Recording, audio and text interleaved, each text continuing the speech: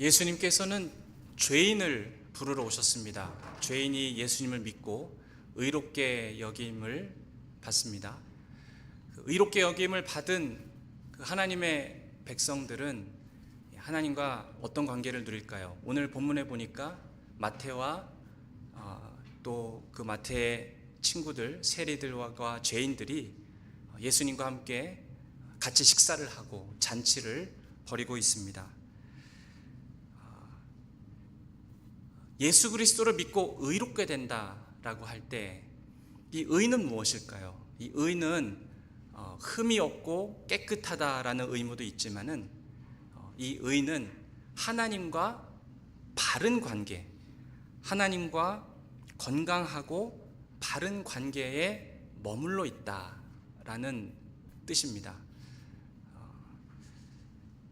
우리가 하나님을 생각할 때 마음속에 어떤 심한 가책을 느낀다거나 주저함이 있다거나 그리고 두려움이 있어서 위축되고 주눅들고 절대로 그렇게 하지 않고 마음에 담대함을 가지고 하나님의 보좌 앞에 나아가서 그 하나님과 마음껏 교제하고 그 하나님과 영광스러움을 누리는 것에 있어서 조금도 주저함이 없는 그 상태, 그것이 바로 의입니다. 하나님과 건강하고 바른 관계에 있기 때문에 이런 두려움에 빠지지를 않습니다. 하나님께서 나를 거절하시면 어떻게 하지? 하나님께서 나를 모른다고 하시면 어떻게 할까? 나 같은 이런 평범한 사람이 뭘 한다고 한들 하나님께서 이것을 기억하고 인정해 주시고 의미 있게 여겨 주실까? 하나님이 과연 나를 정말 받아주실까? 이렇게 고민하지 않고 두려워하지 않고 담대하게 마음속에 가난함이 있고 그리고 의에 줄이고 목마른 그런 마음으로 하나님의 보좌 앞에 담대하게 나아가서 그 하나님으로 인해서 기쁨을 누리고 나를 사랑하시는 그 하나님과 충만한 그런 관계 가운데 그렇게 들어가는 것, 거기에는 두려움도 없고 주저함도 없고 주눅드는 것도 없고 그 안에는 평강과 기쁨과 화목이 있고 즐거움이 있고 그 하나님을 누리는 것, 그러한 교제 가운데서 건강하고 바른 하나님과의 교제 가운데 들어가는 것, 그것이 바로 의입니다. 하나님과 의로운 관계에 있는 것입니다. 예수님께서 오늘 본문에 보니까 이 죄인들을 부르십니다. 오늘 본문에 보면은 예수님께서는 마태를 부르십니다. 마태는 세리입니다. 세리는 유대인들한테 가장 미움을 받는 사람입니다. 세리는 동족들을 배신한 자이고 매국노입니다. 유대인들에게 많은 세금을 걷어들여서 자기도 착복을 하고 그리고 자기 동족의 재정적인 큰 어려움을 끼치는 이런 사람이 바로 세리였습니다. 요즘 말로 하자면은 카지노의 보스라든가 깡패라든가 매국노 정도와 비슷할 것입니다. 그런데 예수님께서는 이런 죄인을 부르셨습니다.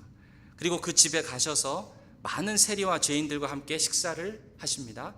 10절에 보니까 예수께서 마태의 집에서 앉아 음식을 잡수실 때에 많은 세리와 죄인들이 와서 예수와 그의 제자들과 함께 앉았더니 이 모습을 보고 바리새인들이 와서 시비를 겁니다. 11절에 바리새인들이 보고 그의 제자들에게 이르되 어찌하여 너희 선생은 세리와 죄인들과 함께 잡수시느냐? 바리새인들은 누구였을까요? 이 사람들은 율법의 전문가들입니다. 그리고 율법을 가르치는 선생들입니다. 소위 의인들이었습니다. 너무 의로워서 세리와 죄인들과는 함께 식사를 할 수 없다고 생각하는 사람들이었습니다. 예수님께서는 바리새인들의 말을 들으셨고 12절에 보니까 이르시되 건강한 자에게는 의사가 쓸데없고 병든 자에게라야 쓸데있느니라. 너희는 가서 내가 긍휼을 원하고 제사를 원하지 아니하노라 하신 뜻이 무엇인지 배우라. 나는 의인을 부르러 온 것이 아니요 죄인을 부르러 왔노라 하시니라. 13절 말씀을 보니까 예수님께서 부르시는 사람들이 있고 예수님께서 부르시지 않는 사람들이 있다라고 말합니다. 이건 정말 중요합니다. 주님께서 부르시지 않으면 우리는 스스로 그리스도인이 될 수 없습니다. 내가 선택해서 그리스도인이 되는 것이 아닙니다. 주님께 부르심을 받은 사람만이 그리스도인이 되는데, 주님께서 부르지 않는 사람이 있다는 것입니다. 나는 의인을 부르러 온 것이 아니다. 주님께서는 의인을 부르시지 않습니다. 하나님 아들 예수께서 절대로 부르시지 않는 사람, 아무 말씀도 하지 않고 부르시지 않는 그런 부류들, 그런 사람들이 있다는 것은 참 두려운 말씀입니다. 예수님은 절대로 그들을 부르시지 않습니다. 관심이 없습니다. 누굽니까? 이 사람들은 바리새인들입니다. 매우 종교적인 사람들입니다. 스스로 의롭다라고 여기는 사람들입니다. 매우 윤리적인 자들이고 모범적인 사람이고 말씀을 잘 아는 자들이었습니다. 하지만 이 자들은 하나님 나라 밖에 있는 사람들입니다. 그들은 절대로 복을 받지 못합니다. 왜 그렇습니까? 그들이 바리새인이기 때문입니다. 바리새인의 특징은 오늘 본문에 보니까 세 가지로 볼 수 있습니다. 이 바리새인들은 첫째로 자기 자신에 대한 이해가 잘못되어 있는 사람들입니다. 예수님께서 보시기에 이들은 자신을 건강하다라고 생각을 합니다. 자기에게 문제가 없다라고 생각을 합니다. 이 사람들은 자기가 너무 의롭고 건강해서 예수님을 찾지도 않고 예수님을 필요로 하지도 않습니다. 내가 뭘 잘못했는지 정말 모르겠어. 나는 바른 삶을 살려고 지금까지 노력해왔고, 또 다른 사람을 도와주려고 지금까지 애써왔고, 그리고 내가 완벽한 삶을 산다라고 말하는 건 아니지만 때로는 잘못할 때도 있었겠지. 그러나 나는 내 양심이 깨끗하다고 자부해. 내 중심은 나는 그래도 깨끗해. 이것이 바로 자기 자신들에 대한 견해입니다.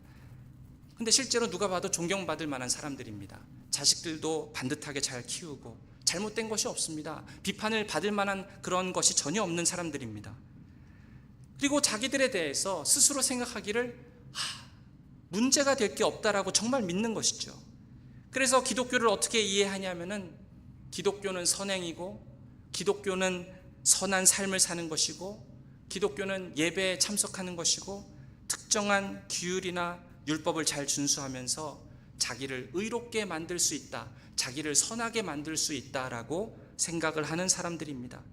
그렇게 내가 선하게 살고 착하게 살면 그 선한 것이 쌓여서 하나님과 바르고 올바른 관계를 맺을 수 있다라고 진심으로 그렇게 생각하는 사람들입니다. 구원에 대해서도 내가 선한 사람이 되어야, 그런 것이 쌓여야 결국엔 내가 천국에 가지 않겠는가. 그래서 열심히 예배에 참석하고 성경도 하루에 일정 정도의 양을 읽으면, 그러면 이런 것들이 쌓여서 나는 선한 사람이 되고 나는 천국에 갈 수 있겠구나라고 생각합니다. 자기의 노력과 자기의 의지와 자기의 희생의 결과로 내가 선해졌다라고, 의로워졌다라고 믿는 사람들입니다.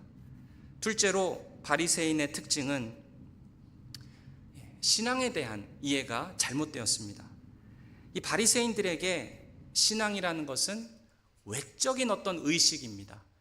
보이는 것이 중요하다라고 생각하는 것이죠.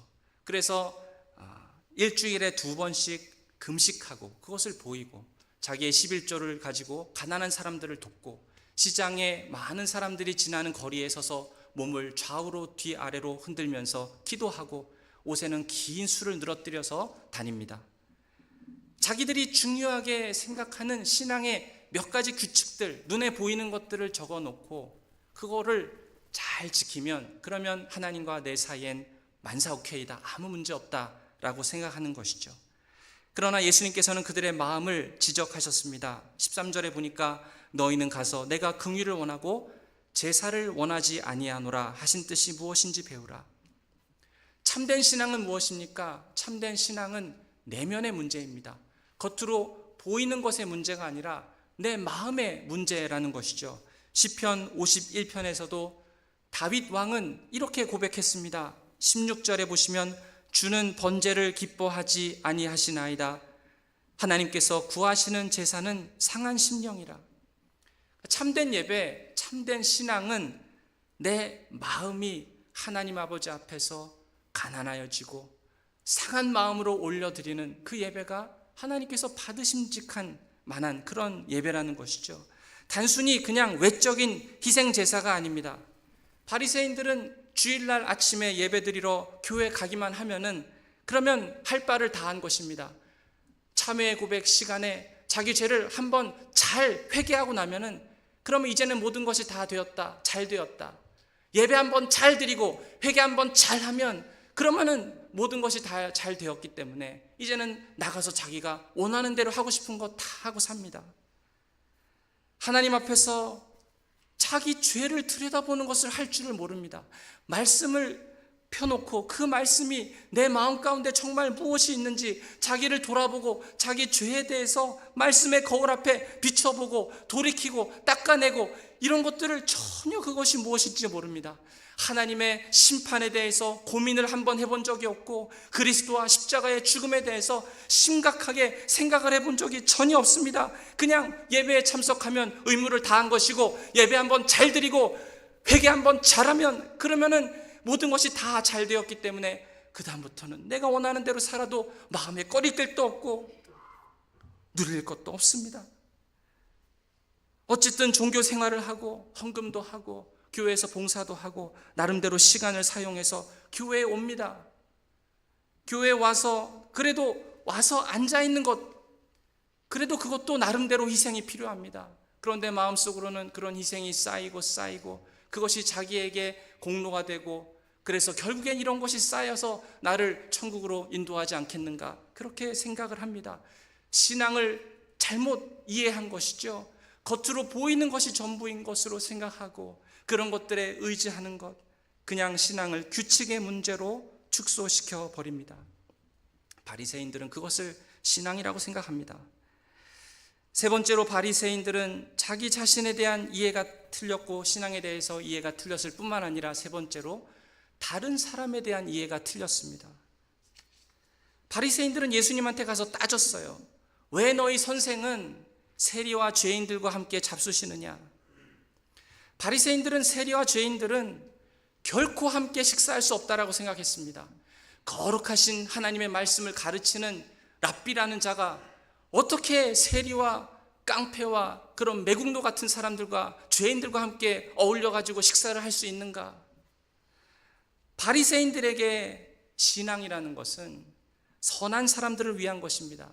신앙은 도덕적인 사람들을 위한 것이고 거룩한 사람을 위한 것이고 신앙이라는 것은 세리와 죄인 같은 사람이랑은 아무 상관없는 것이라고 생각을 합니다. 바리새인들은 세리와 죄인들을 멸시했습니다. 왜 멸시했을까요? 저들은 하나님의 복 밖에 있는 사람이고 그런 사람들에겐 아무런 희망도 걸 수 없다라고 생각했기 때문입니다. 우리 안에 이런 바리새인과 같은 모습은 있지 않습니까? 우리는 인생을 실패한 것 같은 사람들을 대할 때에 죄 때문에 넘어진 것 같은 사람들을 대할 때에 우리의 태도는 어떻습니까? 가족 중에 끔찍한 죄에 빠진 사람 있습니까? 도박에 빠진 사람, 술에 빠진 사람, 그보다 더 나쁜 것에 빠진 사람 있습니까? 내 가족 중에. 아니면 교회 안이나 교회 바깥에 그렇게 도덕적으로 죄 가운데 실패한 사람 있습니까?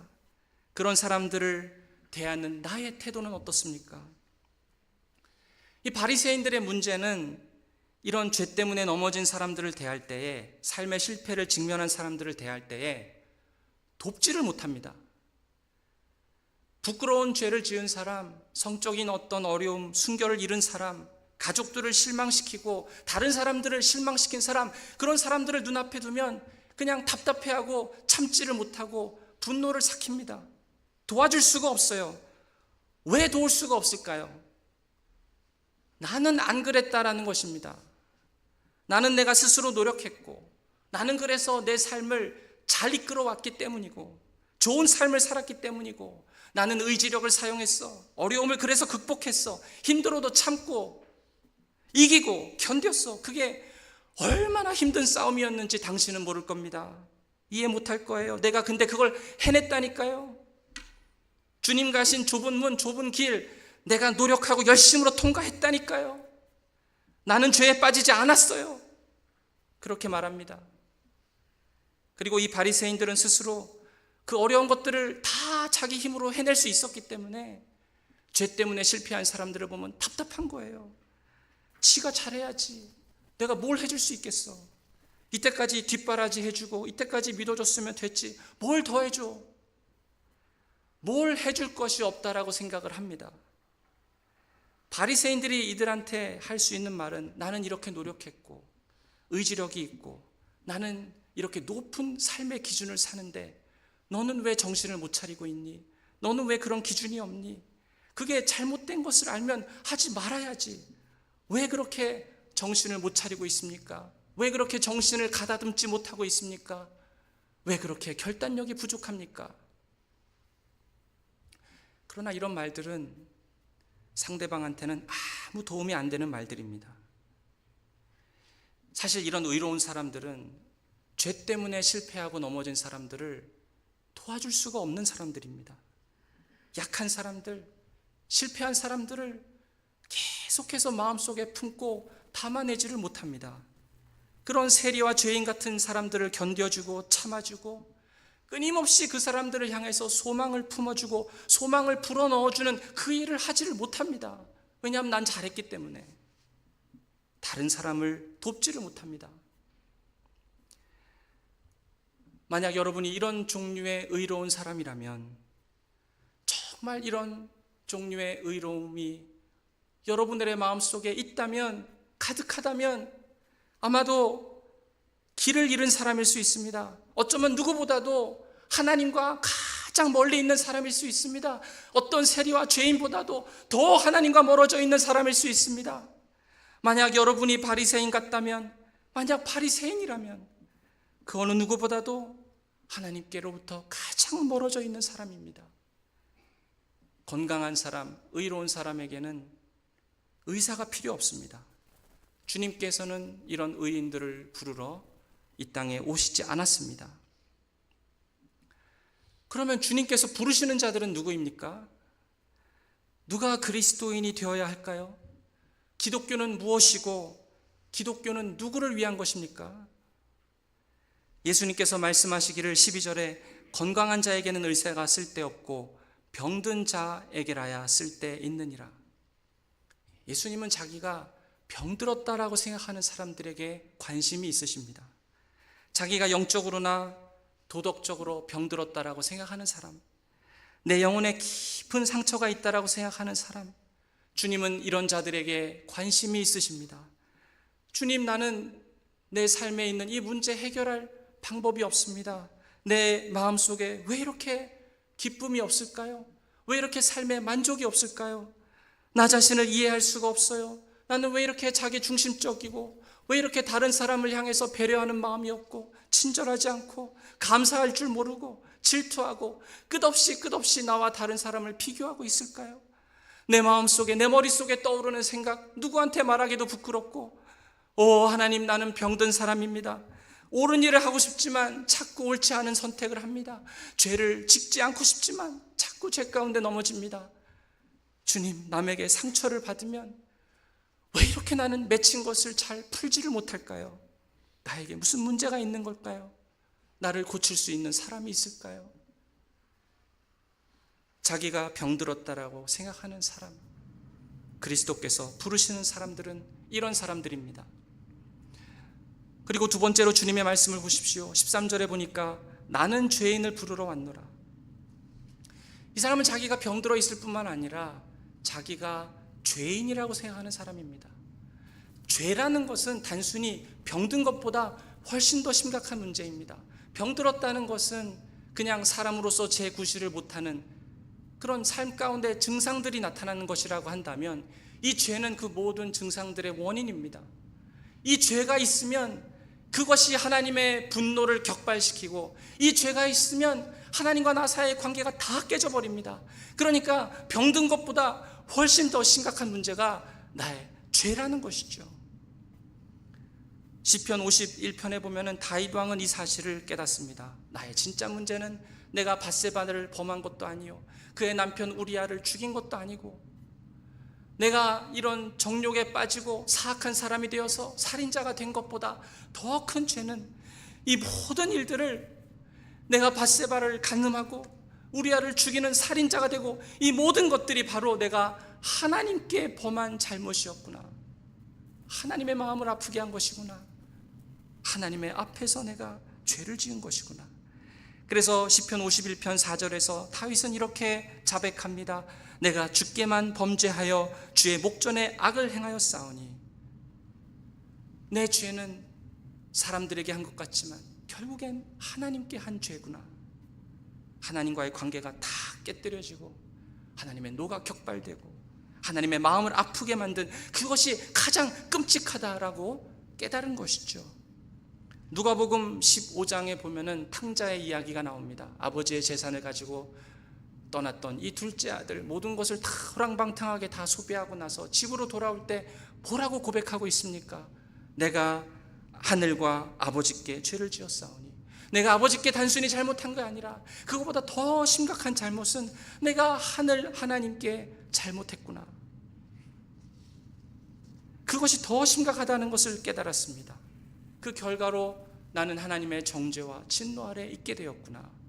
그 죄의 결과의 그 심각성을 더 깨달은 것이죠.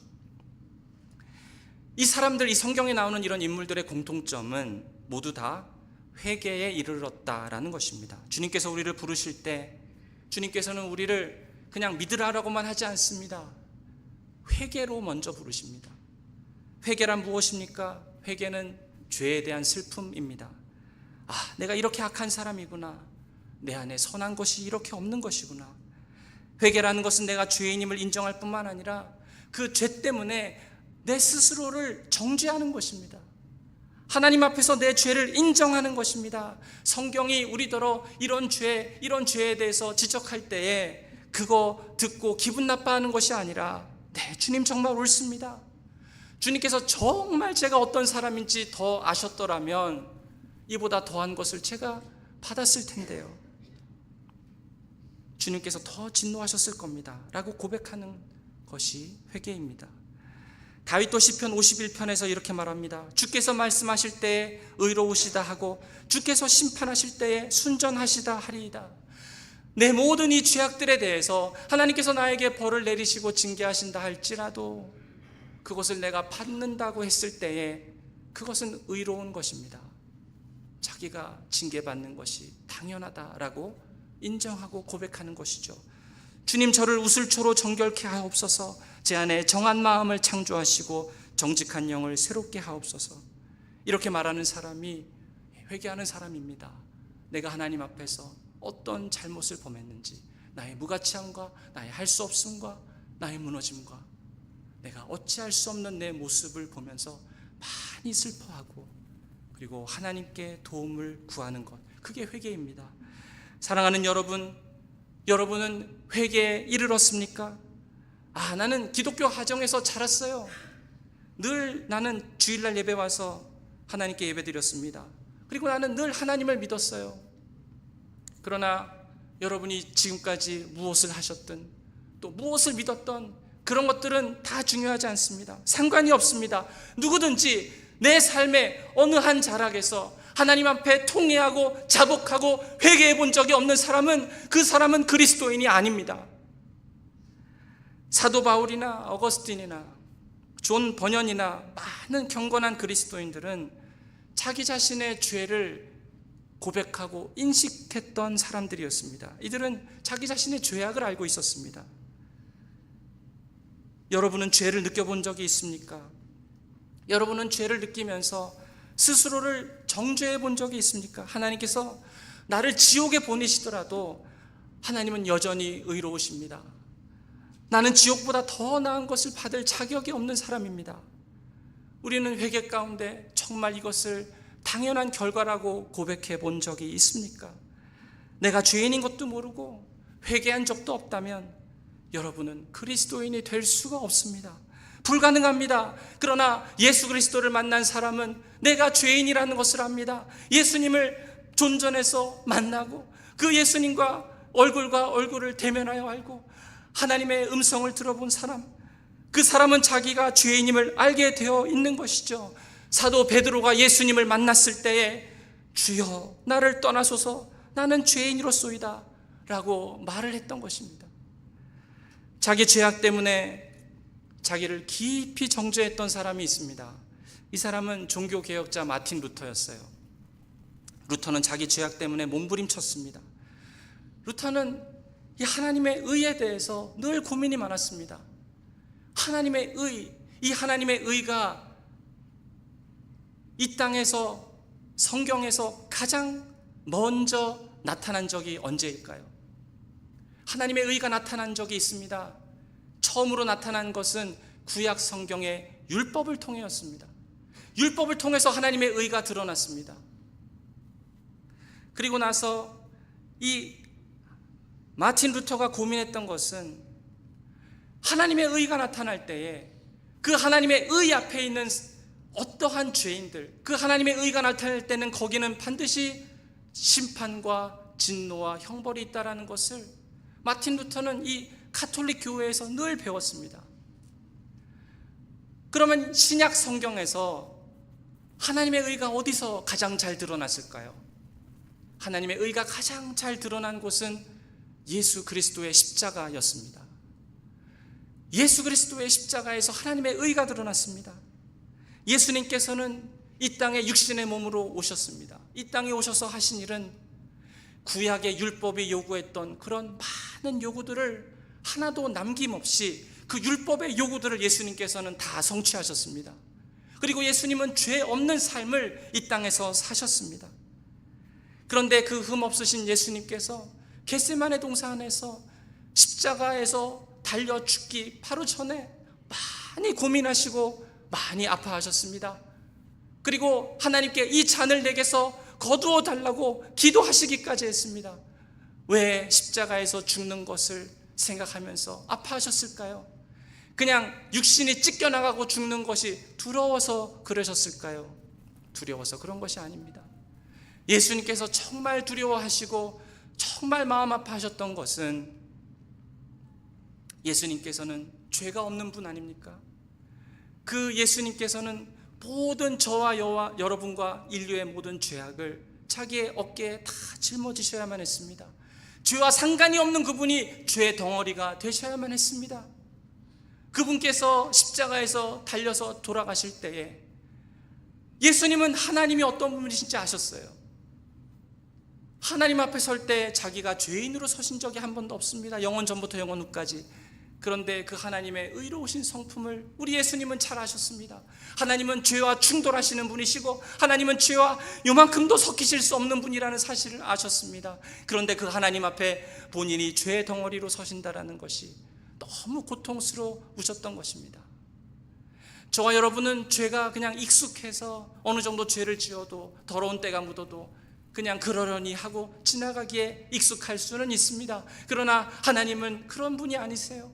하나님은 자비와 긍휼이 풍성하셔서 우리에게 끊임없이 우리를 참아내시고 그리고 우리를 사랑하시고 여전히 우리에게 자비를 베풀어 주시는가 하면은 또한 하나님께서는 의로우시기 때문에 죄를 미워하시고 여전히 죄와는 함께 하실 수도 없으며 죄를 보시면은 충돌하시고 진노와 심판을 쏟아내셔야 되는 그 성품이 우리 하나님께 있으십니다. 그 의로우신 하나님 앞에 예수님께서 죄의 덩어리로 쓰신다라고 했을 때 그 하나님께로부터 쏟아져 내려오는 그 모든 진노와 그 모든 저주와 그 모든 심판을 예수 그리스도께서 다 십자가 위에서 감당하신다라고 생각했을 때 그 고통은 이루 말할 수 없는 것입니다.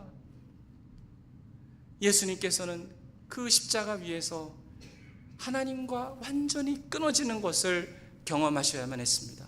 그게 너무 괴로우셨던 거예요. 마틴 루터는 그 사건을 보면서 이렇게 고백합니다. 도대체 사도 바울은 무슨 생각으로 로마서 1장을 기록했단 말인가? 하나님의 의가 십자가에서 완전하게 드러났는데 그 의는 죄를 향한 심판이고 진노고 형벌인데 어떻게 로마서 1장 17절에서 사도 바울은 이렇게 쓸 수 있단 말인가? 복음에는 하나님의 의가 나타나서 믿음으로 믿음에 이르게 하나니 어떻게 하나님의 의가 나타나는 것이 기쁜 소식이라고 할 수 있겠는가? 죄와 심판이 어떻게 나에게 기쁜 소식이 될 수 있단 말인가? 마틴 루터는 사도 바울을 이해하려고 고민을 많이 했습니다. 그러던 차에 이 하나님의 진노와 심판이 예수 그리스도의 죄 때문이 아니라 예수님께서 나의 모든 죄를 짊어지시고 내 죄 때문에 그 심판을 받으셨구나, 그 사실이 깨달아지면서 마음속에 심령의 가난해짐을 경험했습니다.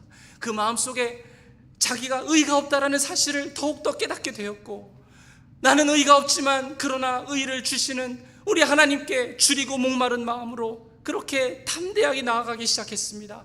그럴 때 이 17절 말씀이 눈에 들어왔어요. 기록된 바 오직 의인은 믿음으로 말미암아 살리라 함과 같으니라. 믿음으로 말미암아 살리라.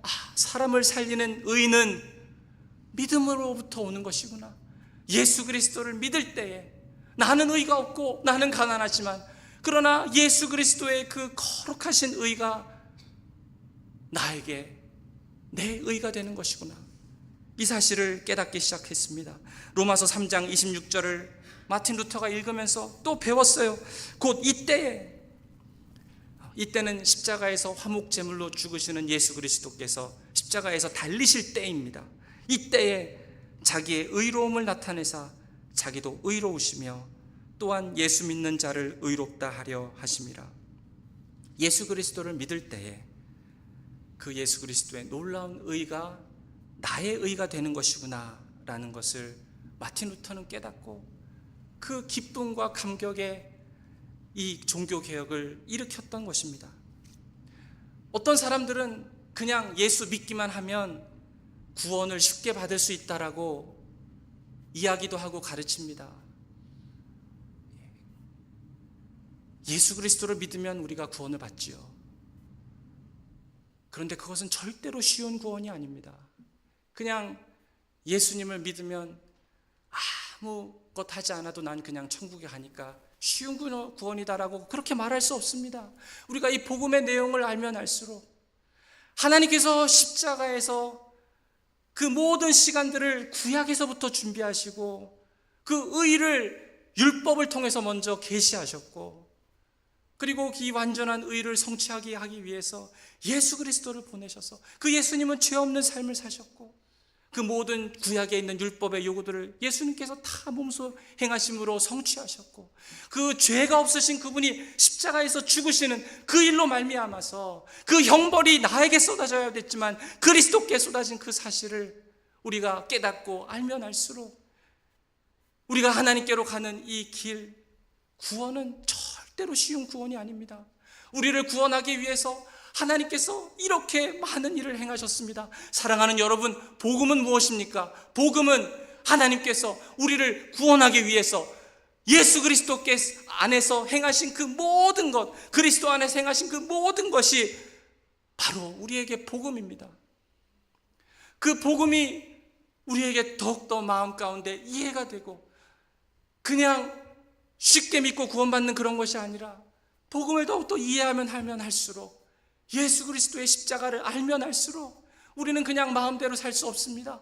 이 복음의 그 놀라운 일들을, 그리스도께서 우리를 위해서 하신 일들을 생각하면 할수록 우리는 그냥 살 수 없고 내 마음대로 살 수 없고 그냥 단순히 내가 천국 가는 문제가 아니라 우리는 마음 가운데 가난해질 수밖에 없습니다.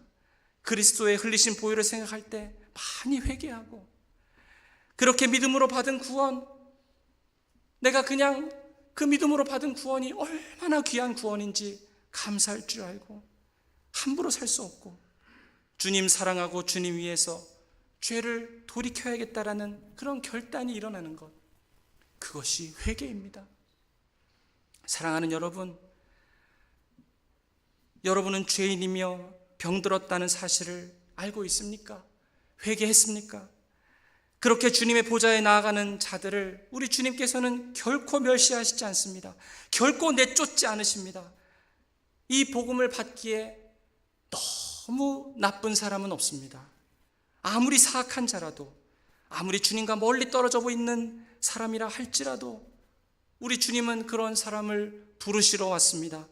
하늘나라에 갈 수 있는 진정한 의는 어떤 우리의 종교적인 그런 패약한 종교성을 만족시키기 위해서 어떻게 내가 열심히 노력하는 그런 의에 달려있는 것이 아닙니다. 바리새인들이 자기의 의를 쌓으려고 했던 그것으로 천국에 가는 것이 아닙니다. 우리가 천국에 갈 수 있는 의, 우리가 의지할 수 있는 그 의는 오직 예수 그리스도의 온전하고 완전하신 의, 그 의를 붙잡을 때 우리는 천국에 갈 수 있는 것입니다. 사랑하는 여러분, 회개하고 예수 그리스도를 믿으시기 바랍니다. 그 의를 가진 자는 누구든지 어떤 죄인이든지 구원을 받습니다. 예수께 와서, 주님께 와서 그 의를 힘입어서 구원을 받으시기 바랍니다. 만약 여러분이 구원을 이미 받으셨다면, 그러면 그 십자가를 생각할 때마다 우리의 마음 가운데 가난해지고 의에 줄이고 목마른 그런 심정으로 다시 그 하늘의 보좌 앞으로 담대하게 나아가시기 바랍니다. 주저함 없이, 심한 마음에 죄책 없이, 자유함 가운데, 기쁨 가운데 담대함으로 그 하나님의 보좌 앞에 나가서 그 은혜의 보좌로부터 나오는 생명수를 누리시기 바랍니다. 나는 정죄가, 나는 용서를 받았습니다. 나에겐 더 이상 정죄가 없습니다. 그리스도의 살아계신 그 사랑 안에 내가 있습니다. 그 하나님께로부터 오는 생명수를 누리시고 그 하나님께로부터 오는 귀한 복락들을 누림으로 말미암아 우리의 삶 가운데 아름다움이 나타나고 변화가 나타나고 그런 참된 구원을 우리의 삶 속에 누리시는, 그래서 하나님 앞에 주저함 없이 나가시고 담대하게 나아가셔서 주님의 의를 붙잡고 나가셔서 그 하나님께로부터 나오는 모든 복락과 생명을 누리심으로 말미암아 삶 가운데 아름다움과 삶 가운데 그리스도의 형상이 묻어나는 귀한 은혜와 복이 있으시기를 축원드립니다. 시간 기도하시겠습니다. 이제 성찬식을